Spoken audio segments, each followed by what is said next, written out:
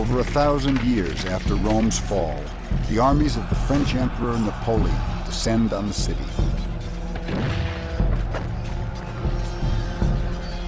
Napoleon's forces have already battled their way through Europe. To take Rome seems an afterthought. By this time, it's a backwater. But for Napoleon, it has an almost religious significance. He claims he's the spiritual descendant of the Roman emperors. He has himself painted wearing the Roman crown of laurels, as if Rome still rules the world. His troops march unopposed into the city. It's like walking into a ghost town.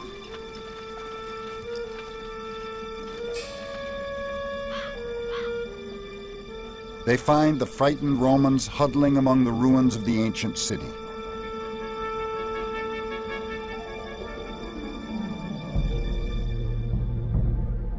Crumbling palaces and arches still seem to echo the magnificent triumphs they were built to celebrate.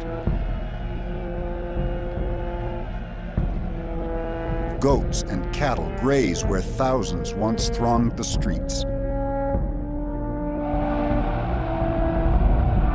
In 70 AD, when the Emperor Vespasian started building the massive Colosseum, Rome was 10 times larger than the city Napoleon found. Vespasian wanted a great theater for the gory spectacles Romans so loved.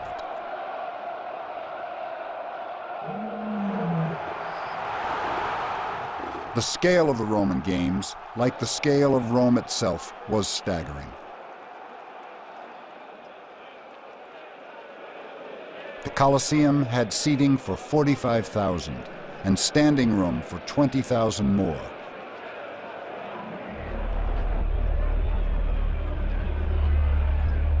In one series of games, 5,000 people and 11,000 animals were slaughtered. Nothing in Hollywood could compare with this gruesome splatterfest. The blood and brutality were all too real, and the Romans were addicted to it.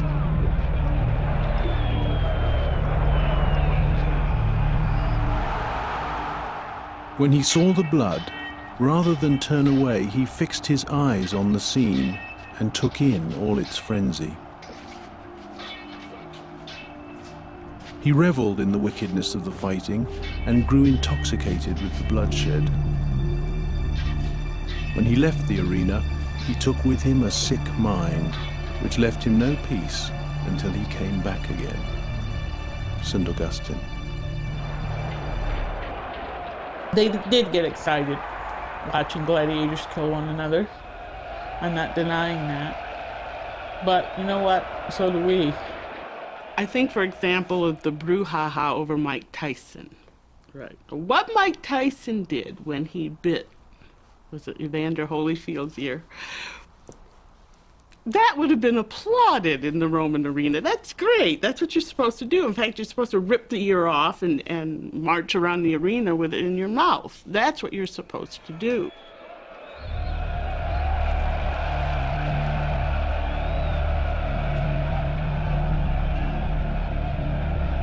Rome's savagery was matched by its size. When the Colosseum was built, Rome was a city of 1 million people and growing. Not until London of the 19th century would a city approach this size again.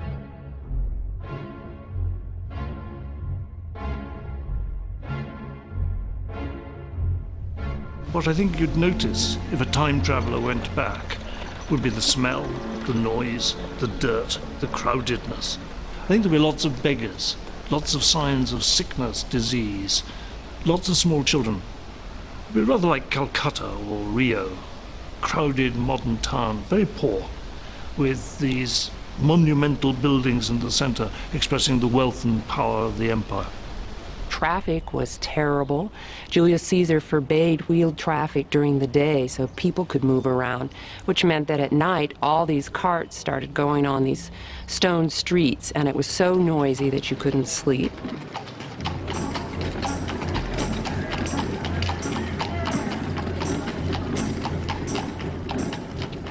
To manage the problems of organizing such a huge concentration of people, the Romans invented the science of urban planning. They invented cement, built gigantic public storehouses, and installed citywide sewage systems. But their greatest achievement was the water supply. The aqueducts of Rome reached 60 and 70 miles into the hills to guarantee a continual flow of fresh water into the city. That flow of fresh water provided enough water, gallons per person per day, that was not equaled by the city of Rome until the 1950s. Along with millions of gallons of water, Romans consumed a staggering 8,000 tons of grain weekly. Supertankers, each carrying 1,000 tons of grain, crisscrossed the Mediterranean. They were the largest ships built until the Atlantic steamers of the 19th century.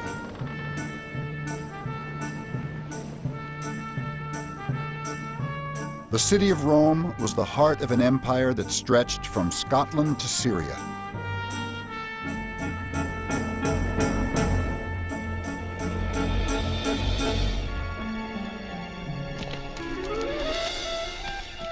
Never has the Western world been better organized or more united. In the year 100 AD, you could travel from Egypt to France on paved roads with only one currency and one passport in your pocket.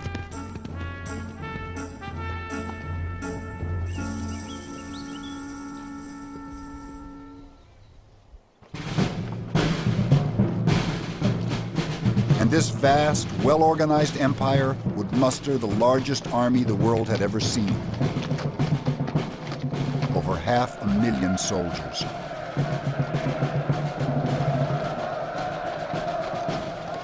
Rome was the superpower of the ancient world.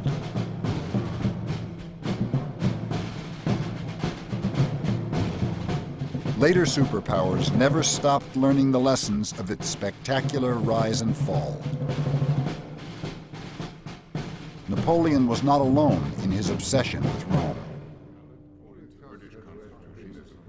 20 years before Napoleon marched into Rome, on the other side of the Atlantic, a group of men were designing a political system for their new country.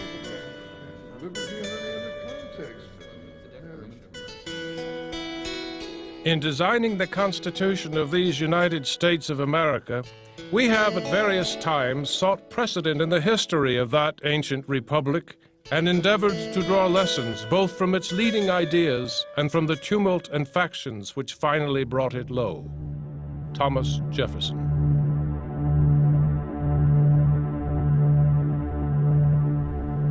The American founding fathers spent most of their childhood and much of their adulthood reading the Latin classics. To the founders, the past was not something that was dead, it was something that was alive, especially the Roman past. It was alive with personal and social meaning. This was crucial, I think, to the American Revolution because they were doing something really unprecedented in this revolution, and yet they were able to feel that they were not the first. The basis of our political system, I think, lies in Rome. The Western world grew up in Rome's shadow. Its legends, its laws, its institutions, and its language. Napoleon said, "The story of Rome is the story of the world." It's a story of great commanders and politicians. Men like Caesar, Augustus, Hadrian, and Constantine. But it's also a story of the poor who bore the brunt of their leaders' ambitions. It's a story of vast idealism and an equally vast greed for power. And finally, it's the story of Rome's spectacular fall and the chaos that followed.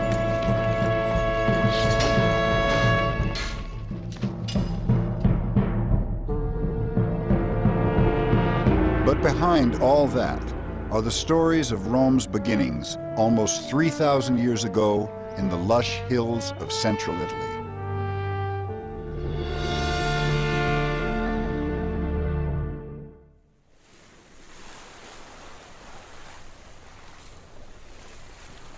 When the Mediterranean sailors of ancient Greece and Egypt looked west toward Italy, they stared into a great unknown. It was 800 years before the birth of Christ, and Rome still didn't exist.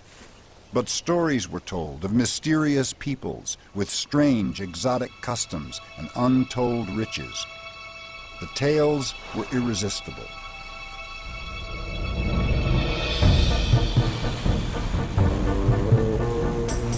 Setting off from the great civilized cities of the East like Athens and Tyre, adventurous Greek traders sailed west into uncharted seas.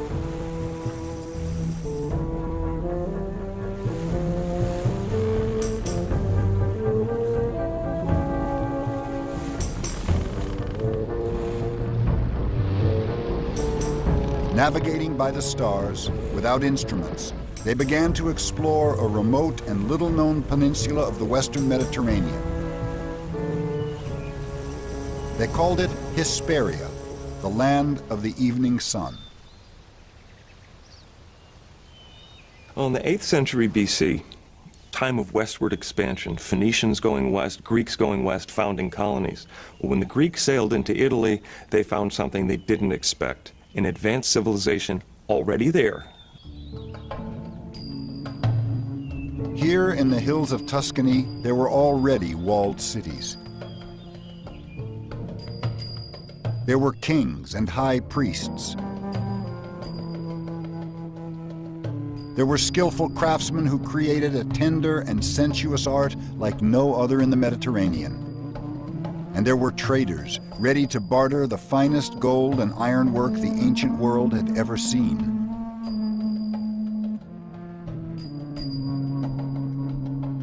Before Rome, there were the Etruscans. They taught the Romans everything, but left no written records. Incredible. The Etruscans were some of the most amazing artisans that the West has ever seen. They worked in metal for sculpture. They worked in terracotta and life-size statues with these amazing, inviting expressions.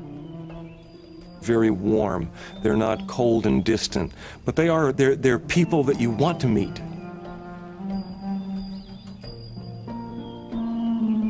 The Etruscans lived in the fertile hills of Tuscany. But their real wealth lay underground, the richest deposits of iron ore, copper, and tin in the central Mediterranean.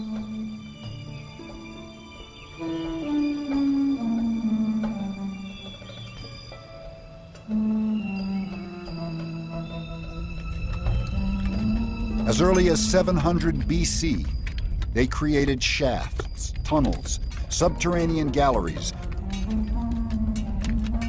smelters and slag heaps so vast that 2,500 years later, Mussolini reprocessed them to produce weapons for World War II.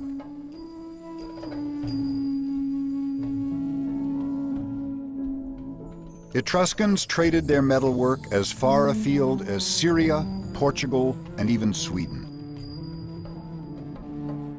But above all, the Etruscans were famous for their open displays of affection between men and women. It shocked the ancient world. The Greeks, who knew the Etruscans from very early on, before Rome was anything, before Rome was,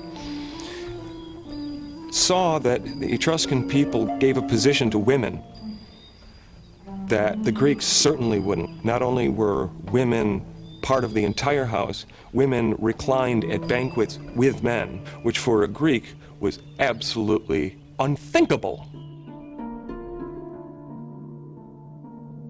It is no shame for the Etruscans to be seen having sexual experiences, for this too is normal there. It seems to be the local custom. Posidonius. And they show no shame in sensuous acts. While the torches are still lit, servants bring in courtesans, sometimes even their own wives, and they all engage in lovemaking, publicly. Theopompus. The Greeks and later the Romans loved to embroider scandalous stories about the decadence of the Etruscans. They were almost certainly untrue. But it is true that the Etruscans created memorable portraits of sensual pleasure.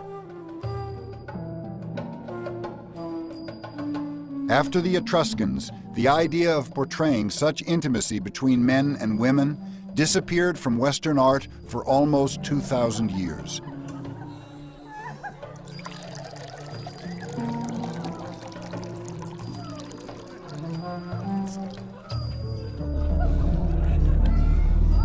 The change began with the Romans, who grew up in their shadow.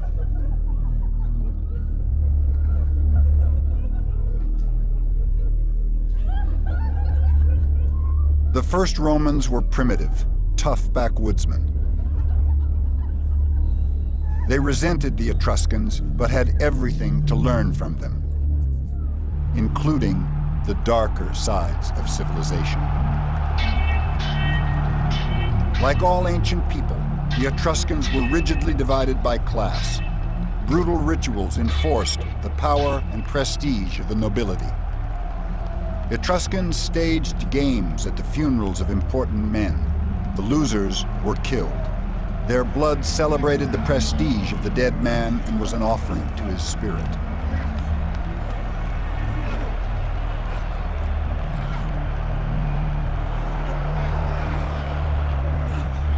The wrestlers were slaves captured in warfare.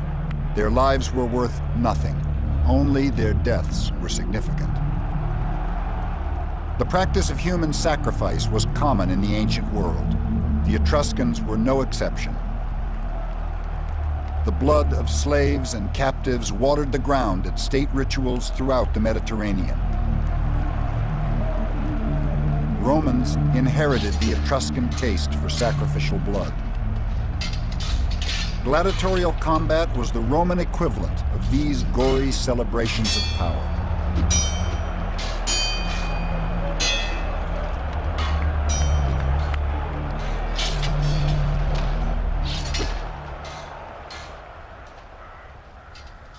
Rome took everything from the Etruscans.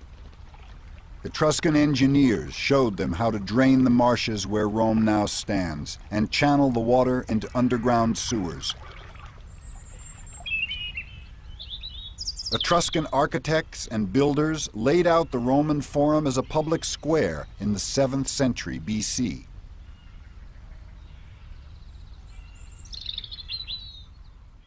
Though Romans owed everything to the Etruscans, they would one day turn on them, crush their beautiful cities, and defame their memory.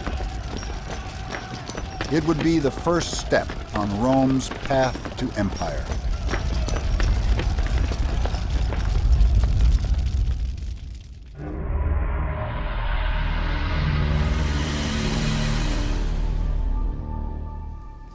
Most of what we know about the birth of Rome comes from the work of one man, one of Rome's greatest historians, Livy. He lived in the reign of the Emperor Augustus, over 700 years after the city was founded. The glory of Rome was at its height, but Romans were already haunted by the specter of decline. The empire was emerging from decades of civil war. Bitterness and political intrigue were rampant.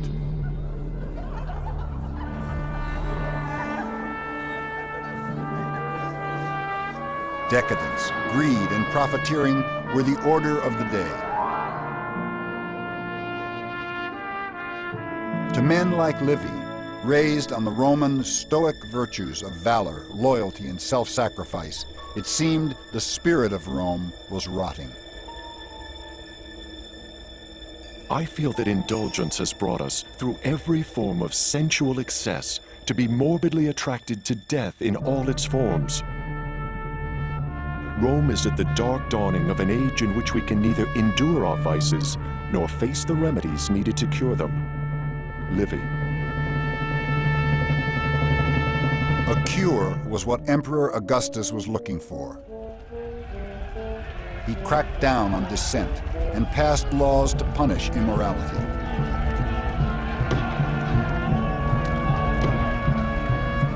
He was determined to reform the empire and force a return to Roman family values. Bawdy poets like Ovid, who wrote The Art of Love, were banished to the Asian steppes. When his own daughter Julia was rumored to have slept with half the Senate, Augustus banished her as well.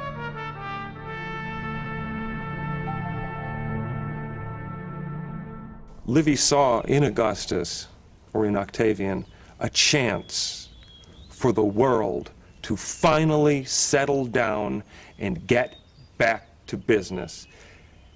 What made Rome great to begin with? You got to go back and look. Who were the heroes of the past that made Rome the city she was? I hope that history may be the best cure for a sick mind. At least it can remind us of what we once were and show us the depths to which we are now sinking. Livy set out to write a brief history of early Rome, celebrating its glories and virtues, propaganda for the reforms of Augustus. What he had to go on were stories handed down over the centuries. They were a mixture of fact and legend.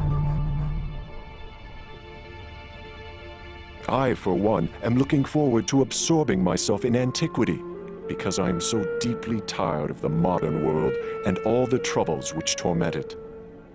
Livy.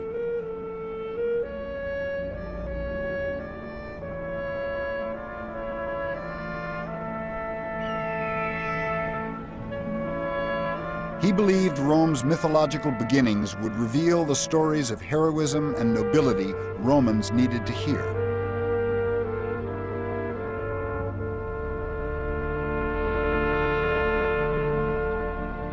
But the stories of Rome's origins were short on Stoic virtues and long on murder, rape, mayhem, and fratricide. To his dismay, Livy discovered they echoed the cruel realities of the Roman world of his own day.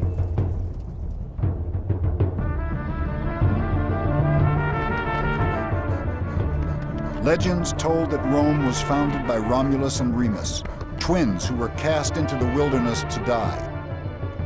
But the boys were said to be saved by a she-wolf who suckled them. They grew up like savages in the woods.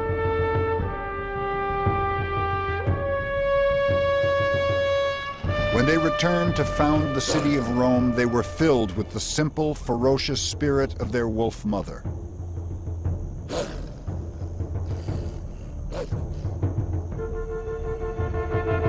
According to legend, Romulus and Remus then led their people to the bend in the river Tiber, where she found them. There Rome was born. The year was 753 BC. But hardly had they founded the city than the two brothers quarreled over who should be king. It was left to the augurs to decide.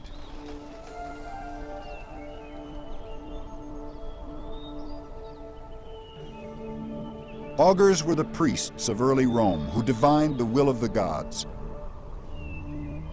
They studied the movements of birds, the weather, the entrails of sheep before making their pronouncements, known as the auguries.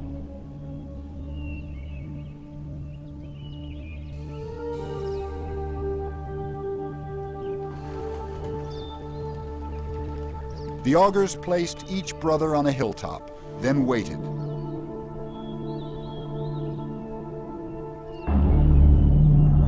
When birds flocked over Romulus, they knew he would be the first king of Rome.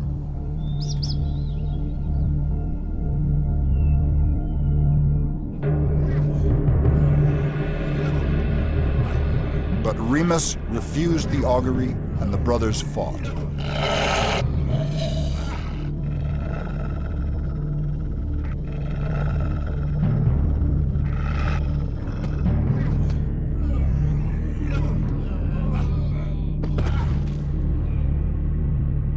Romulus killed him.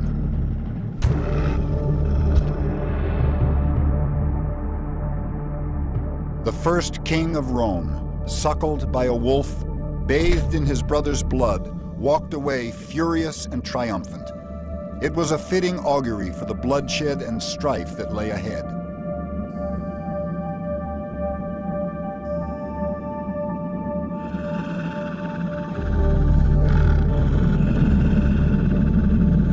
The story about Romulus killing his twin brother at the moment of the founding of the city is a very old story. It's very, very remarkable that in the late Republic, the Romans were fighting civil wars, and of course, it didn't escape their notice that this seemed to be prefigured in the myth with Romulus killing his brother. They actually thought this was a sort of curse on them, that they were fated to destroy each other. Well, the whole Roman psyche was based on violence. If you look at the foundation legends of Romulus and Remus, that's based on fratricide, right? One brother kills another to found a city. And from that point, it just escalates. The violence of the early Romans, in fact and fiction, was born of desperation. In real life, shunned by neighboring tribes, Rome was forced to welcome outcasts, vagrants, and fugitives. And they lured their neighbors, the Sabines, to a ritual of peacemaking. And they're all a pretty desperate lot. And Rome, the earliest community that is organized in that way, of course, is a place where no woman wants to go. So they haven't got any women, that's the first problem. And so the Romans, Romulus in particular, got an idea. New religious festival, let's invite the neighbors. Bring your wife and kids, especially the daughters. The Sabines were wary, but accepted.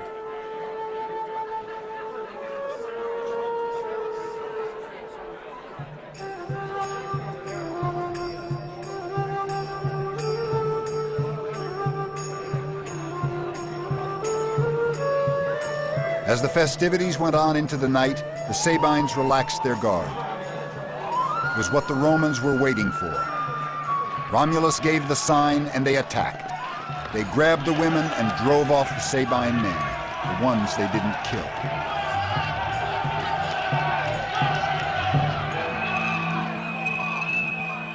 When painters of a later age portrayed the rape of the Sabine women, they imagined a classical city.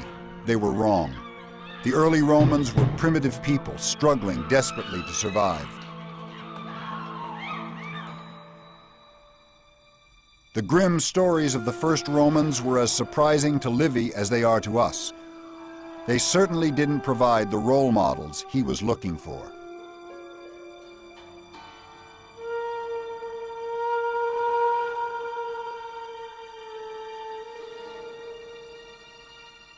His little book turned into one of the most monumental histories ever written.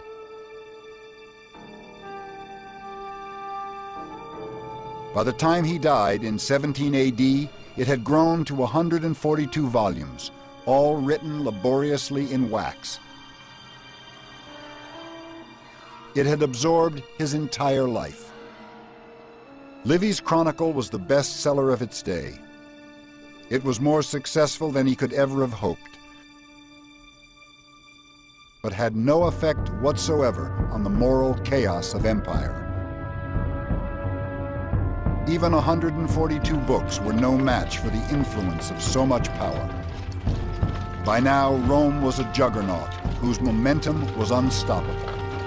Its course set by its mythic beginnings, whether fact or fiction.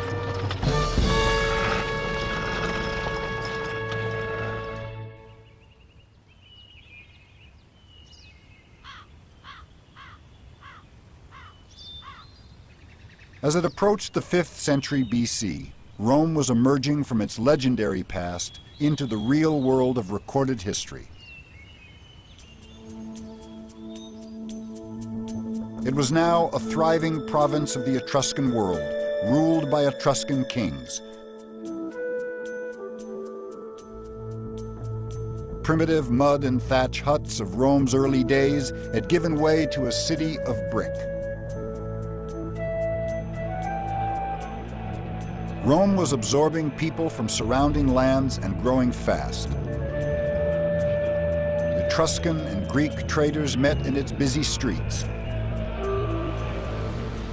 Phoenician boats from Sicily and North Africa sailed the Tiber. Wine, olives, and gold flooded into Italy.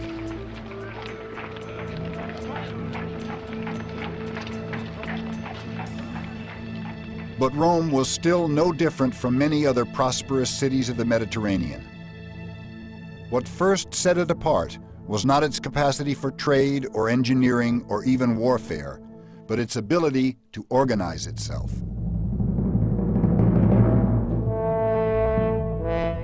The man who reshaped Roman society was an Etruscan king called Servius Tullius.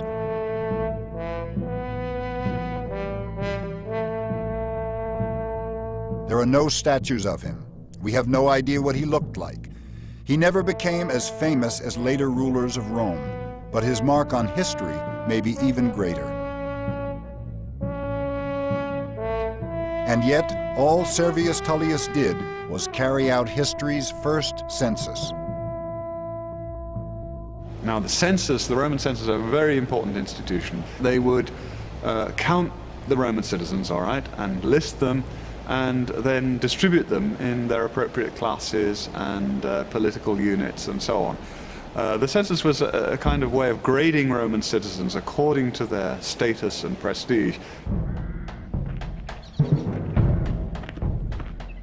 In the 6th century BC, the census detailed every Roman's obligations to the city, to obey its laws, pay taxes, and do military service. But much more important, it also gave them rights. This was the great innovation of Servius. In proportion to their contribution, Romans were given a say in how their city was run. Servius sowed the seeds of representational government. He organized an assembly to govern the city and gave it a name, the Senate.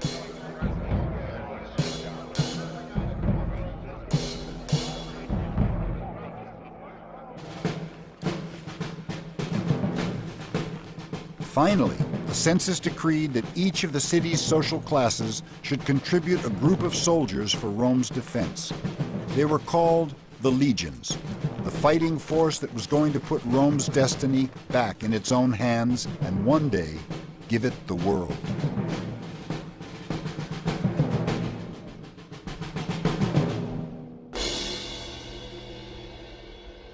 The census didn't create equality or democracy.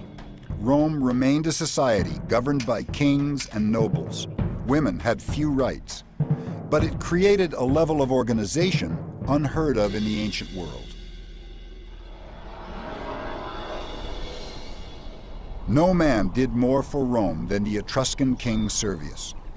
His reforms laid the foundations for Rome's greatest achievement, the creation of the Republic. But like so many Roman rulers, he was brought down by treachery and intrigue. The king's own daughter wanted her husband Tarquin on the throne. Her henchmen knew how to get him there. And after they murdered the great king, power and paranoia went hand in hand in Rome. For almost 2 centuries, Rome had been ruled by Etruscan kings and Etruscan nobility.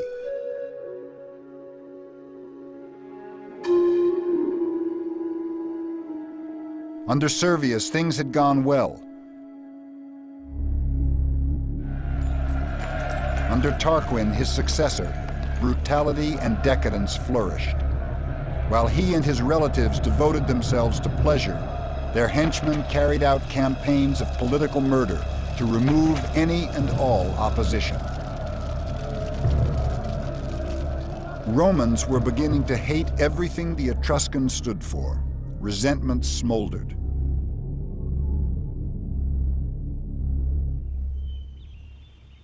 A woman called Lucretia was the spark that would set it on fire. She was well loved and highly regarded for her kindness, beauty, and loyalty. She represented everything Romans felt they had and the Etruscans didn't: honor, virtue, bravery.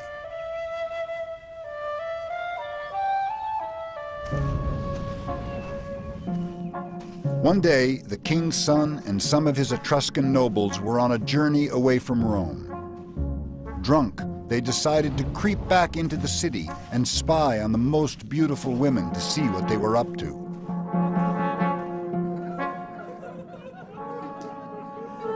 They found their own wives, as expected, partying.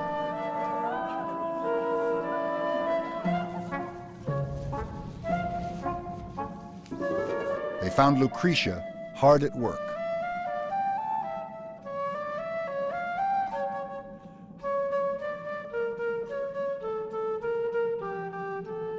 Because this was an indication of good, virtuous, matronly behavior. Right. This is how Roman women should behave. They should not be sleeping with 300 members of the Senate, like Augustus's daughter allegedly did. They're not supposed to be poisoning members of their family, as Livia allegedly did. They're supposed to be producing cloth. The next night, when he knew Lucretia's husband was away, King Tarquin's son crept back to her house alone. With a knife at her throat, he raped her and swore that if she breathed a word of it, he'd kill her.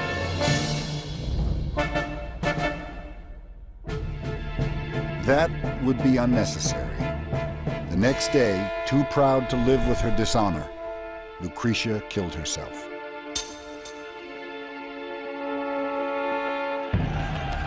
Romans went wild. Mobs tore through the streets and attacked Etruscans wherever they found them.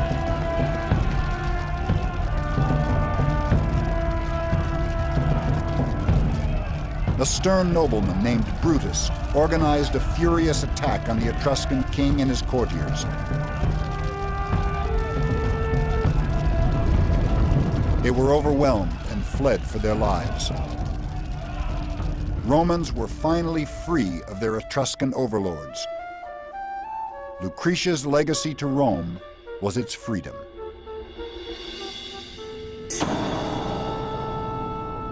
Romans vowed they would never again live under a king. So how exactly were they going to live? How would they govern themselves? Their solution was momentous. They declared that the affairs of Rome would belong to the people, that citizens would vote, and that Rome would be a res publica, a public affair, a republic. Government would no longer be the business of kings. Rome would be ruled by laws and elected officials. The first two elected leaders, called consuls, were Brutus and Lucretia's widowed husband. And so a king was replaced with first two praetors, eventually two consuls, with two, both of them in agreement on everything, elected annually, so that no one person ever had very much power for very long at all. This paranoia about kings continues all the way through Roman history.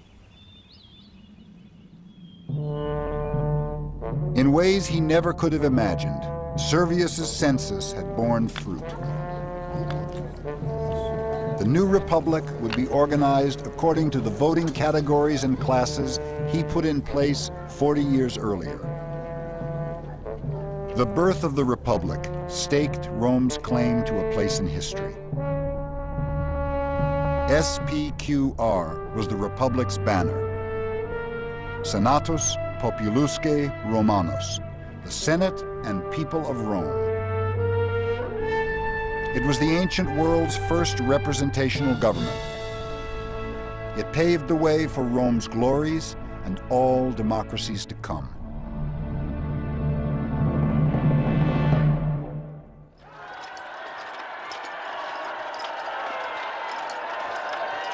Romans set themselves free from the Etruscans in 510 BC. Next, they needed to be sure they stayed free.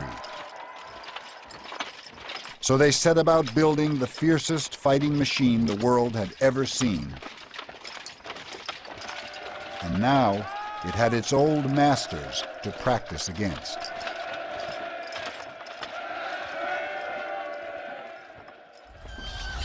For over 100 years after Rome declared its independence, it was at war with the Etruscans, who fought desperately to regain their old possession.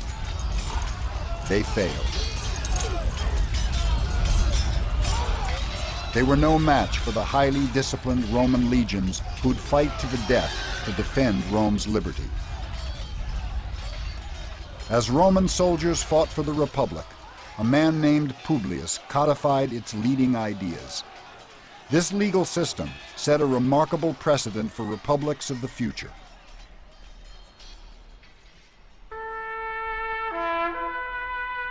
"2,000 years later, when the founding fathers of the United States needed to defend their Constitution, they too wrote under the name of Publius.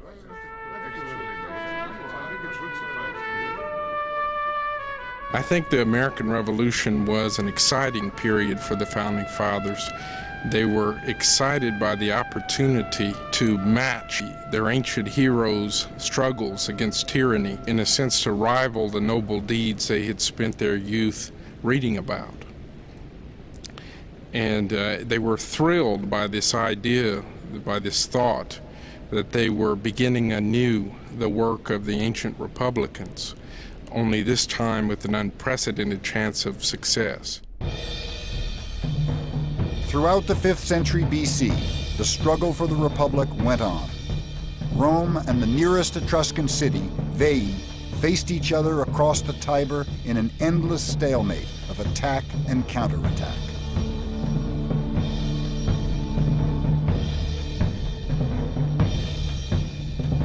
Finally, after decades of bitter skirmishing, a Roman army battled its way toward the Etruscan city. The year was 392 BC. Their goal was to take Veii by storm and once and for all bring to an end the Etruscan threat to Rome's survival. Etruscan soldiers fought furiously at the city walls. Priests prayed to their gods to save them from destruction. To no avail.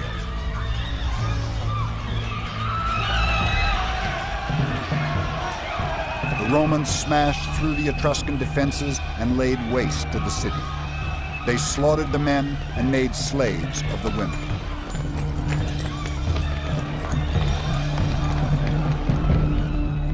It was Rome's first great victory.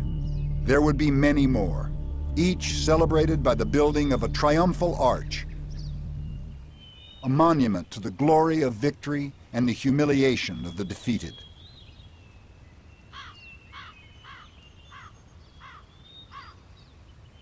Rome now piled victory upon victory all across Italy, as one by one her neighbors fell to the legions. Rome's rise was gathering momentum, and by now seemed unstoppable. But she suffered one setback, which haunted the empire forever.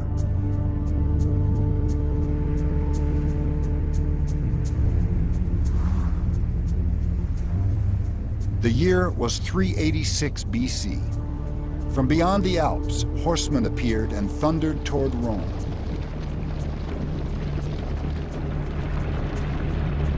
The Romans called them barbarians. They were Celts from Gaul, present-day France. The Gauls were a warlike people, but this time they weren't looking for battle.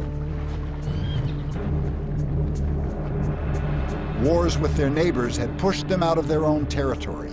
Now, they needed a new home. Rome dominated central Italy, so the Gauls asked them for territory. Roman envoys refused point blank. Who did these barbarians think they were to presume upon Rome in this way? They'd insulted the Gauls, which was a mistake. The Gauls descended on Rome in a fury. What they weren't given, they would take. Romans were fierce warriors, but had no idea how to fight these people, who charged into battle in a suicidal frenzy. Their savagery, even by Roman standards, was terrifying. Taken by surprise, the Romans barricaded themselves inside their city and hoped these terrifying wild men would go away. They didn't. The Gauls smashed their way into the city and ransacked it. The Romans only escaped being slaughtered by paying the Gauls everything they had to move on and leave them in peace. Rome's humiliation was complete. The words of the Gallic chieftain as he exacted his crushing payment would ring in Roman ears for centuries to come. Woe to the vanquished.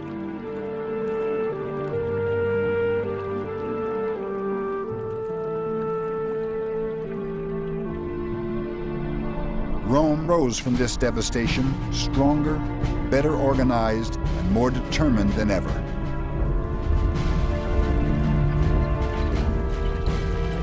It forged an iron spirit and a civilized code of honor, the stoic virtues of valor, discipline, and self-sacrifice. That code produced soldiers and commanders with an unflinching dedication to duty. One of the most famous was Cincinnatus. Cincinnatus was a Roman who came to embody the classic virtues like no other. Although a nobleman, he liked to work his fields with his own hands. One day as he worked, a messenger arrived with news that Rome was being attacked. And in such an emergency situation as this, the Roman constitution called for the appointment of a dictator, somebody who would be elected by the people, but then once elected, would have absolute power, life and death power over all citizens, but only for a maximum of 6 months. He dropped his plow, hurried to the city, took up command of the army, and was named dictator. He quickly won a great victory and returned to the city in triumph. Now, he could have stayed on and he could have used his power as he wished. But the very day that he returned to the city, we're told, he immediately resigned the office of dictator, walked back to his farm outside the city, and continued to plow his farm.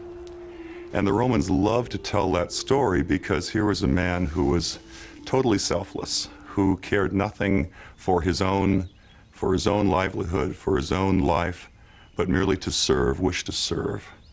And so it's no accident that one of the most famous sculptures in American history is that of George Washington as a Cincinnatus. George Washington knew that many people compared him with Cincinnatus, and he liked that, and he consciously worked to encourage that image. And so, for instance, during the darkest periods of the war, when some thought maybe he should resign, he held off that resignation because he wanted to do like Cincinnatus did, wait until the enemy was defeated, and then in a big show lay down his power, which he did, and he retired to his own plow at Mount Vernon. Cincinnatus became the role model for the Roman politician commanders Napoleon so admired. He embodied the code of conduct that powered Rome's rise and extended Rome's dominion over the entire Western world.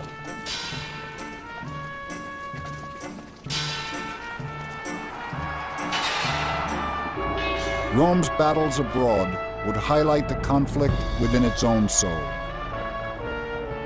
the struggle to resist the corrupting influence of so much power.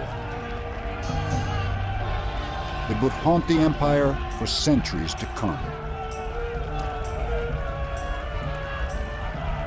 But first, Rome's era of power and glory was about to begin.